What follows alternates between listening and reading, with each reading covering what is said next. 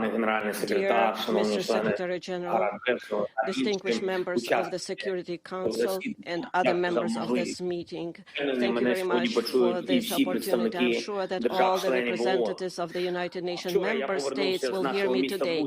Yesterday, I returned from our city of Bucha, recently liberated from Russian troops, not far from Kiev. So there is not a single crime that they would not commit there. The Russian military searched for and purposefully killed anyone who served our country. They shot and killed women outside their houses when they just tried to call someone who is alive. They killed entire families, adults and children, and they tried to burn the bodies.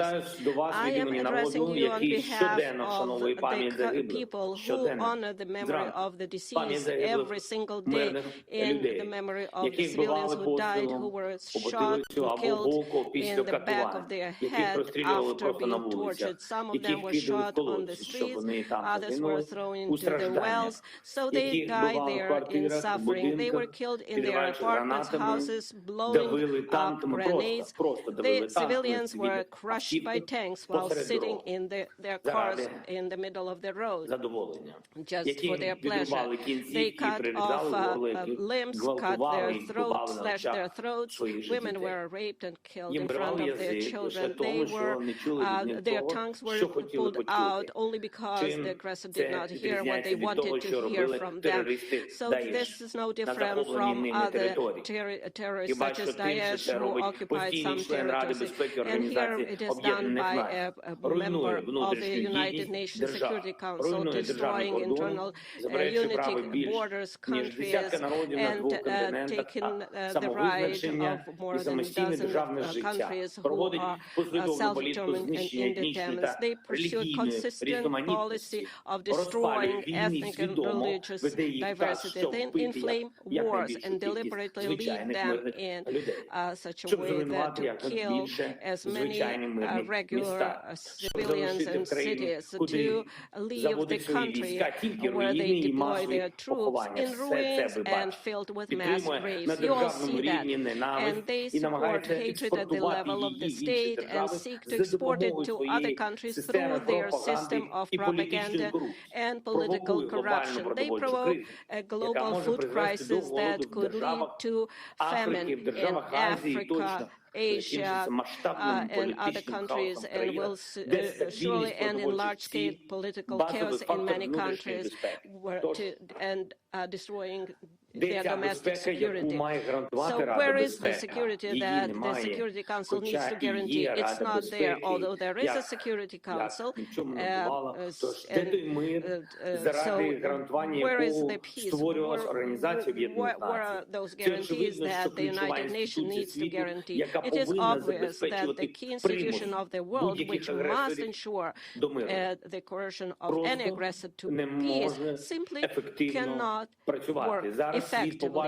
Now the world can see that what Russian military did in Bucha while keeping the city under their occupation, but the world has yet to see what they have done in other occupied cities and regions of our country.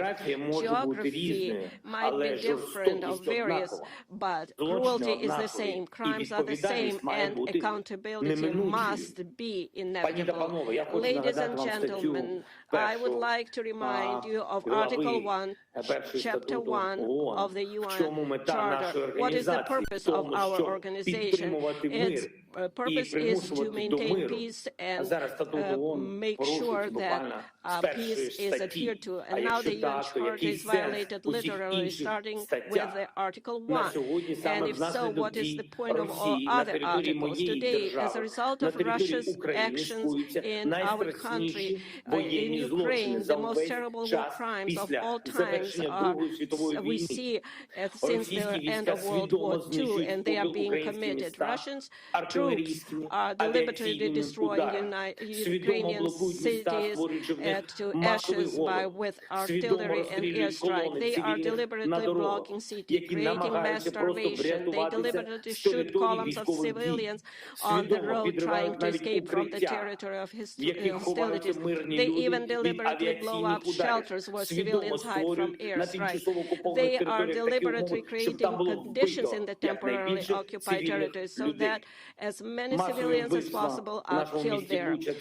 The massacre in our city of Bucha is only one, unfortunately, only one of many examples of what the occupiers have been doing on our land for the past 41 days.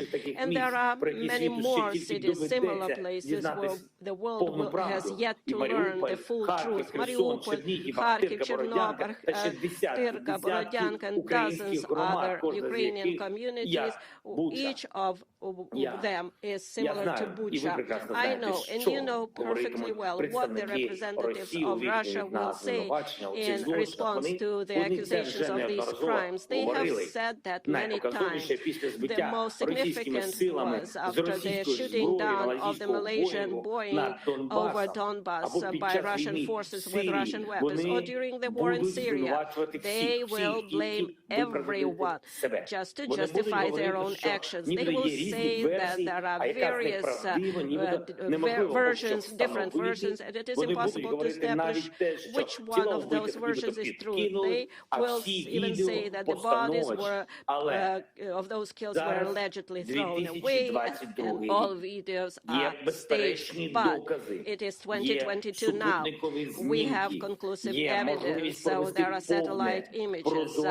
We can conduct full and transparent investigation. That is what we are interested in. Maximum access for journalists, maximum cooperation with international institutions, involvement of the International Criminal Court, complete truth and full accountability. I'm sure that every member state of the UN should be interested in this. For what? In order to punish once and for all those who consider themselves privileged and believe that they can get away with anything. So show all the other potential war criminals in the world how they will be punished. If the biggest one is punished, then everyone is punished. And why did Ukraine come to Ukraine? I will tell you, because Russia's leadership feels like colonizers. In ancient times, they need our wealth, our people. Russia has already deported hundreds of thousands of our citizens to their country. They abducted more than 2,000 children, just simply conducted those children and continue to do so. Russia wants to turn Ukraine into silent slaves. The Russian military are looting openly the cities and villages that they have captured. This is wide-scale looting. They are stealing everything, starting with food, ending with earrings, gold earrings that are pulled out and covered with blood. We are dealing with a state that is turning the veto into the UN Security Council into the right to die. This undermines the whole architecture of global security. It allows them to go unpunished. So they are destroying everything that they can. So if this continues, the countries will rely only on the power of their own arms to ensure their security, and not on international law, not rely on international institutions. The United Nations can be simply closed. Ladies and gentlemen, are you ready to close the UN? Do you think that the time of international law is gone? If your answer is no, then you need to act immediately. The UN Charter must be restored immediately. The UN system must be reformed immediately so that the veto is not the right to die, that there is a fair representation in the Security Council of all regions of the world. The aggressor must be brought to peace immediately. Determination is needed. The massacre from Syria to Somalia, from Afghanistan to Yemen and Libya, that should have been stopped a long time ago, to tell you the truth. If tyranny had at least once received such a response to the war it had waged, it would have ceased to exist and honest peace had been guaranteed after it, and the world would have changed for sure. And then perhaps there would not be war in my country against our people, against Ukrainian people, against our citizens, but the world watched and did not want to see either the occupation of Crimea or the war against Georgia or taking the entire Transnistria from Moldova, and how Russia was preparing the basis for other conflicts and wars near their borders. How to stop it?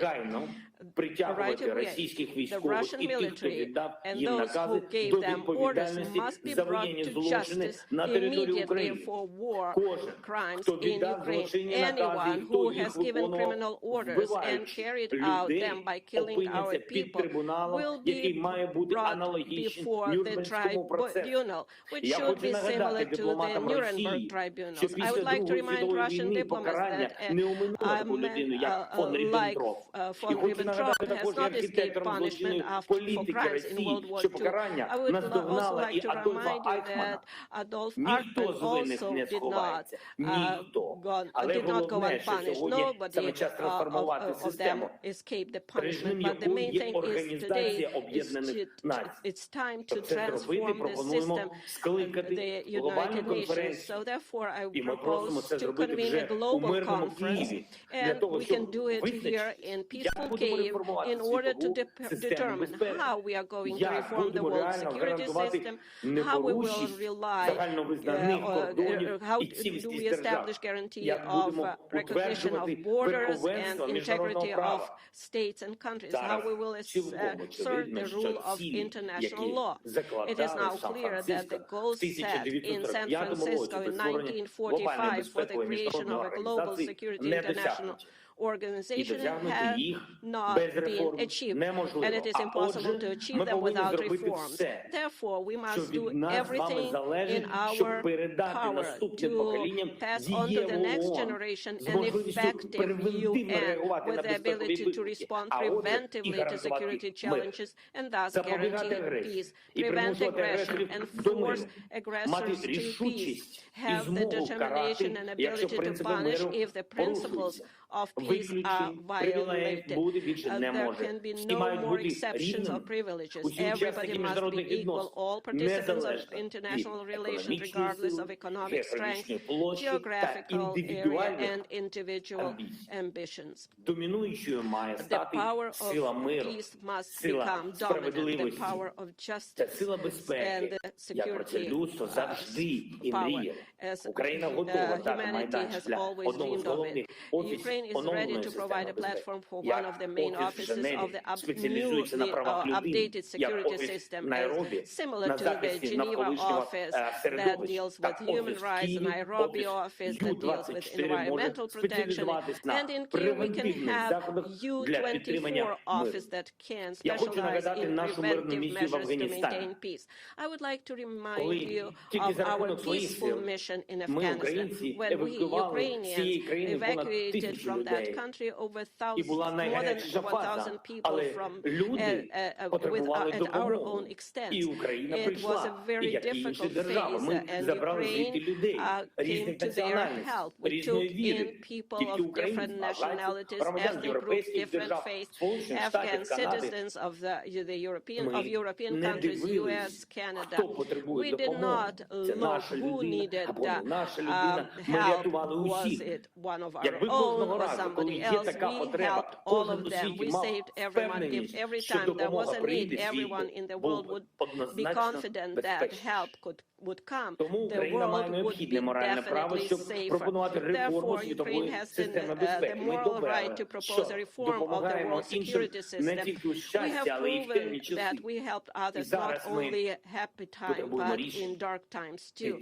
And now we need decisions from the Security Council for peace in Ukraine. If you do not know how to make this decision, you can do two things.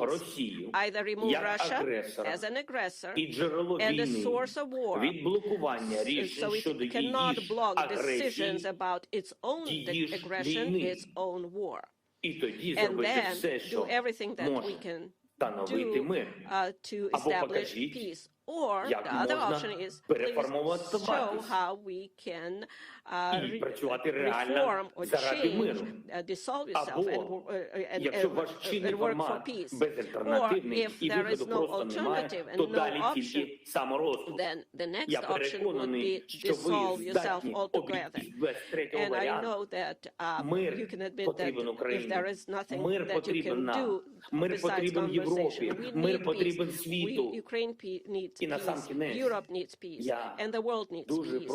And finally, I would kindly ask you very much to watch this short video. Please give us 1 more minute of your time, the video that we want to show that one country can violate rights, and that's the result of being unpunished. If possible, please watch this video, because it is impossible to get everyone to come to our country and see it with your own eyes. Therefore, I would ask you to watch this video. Thank you very much.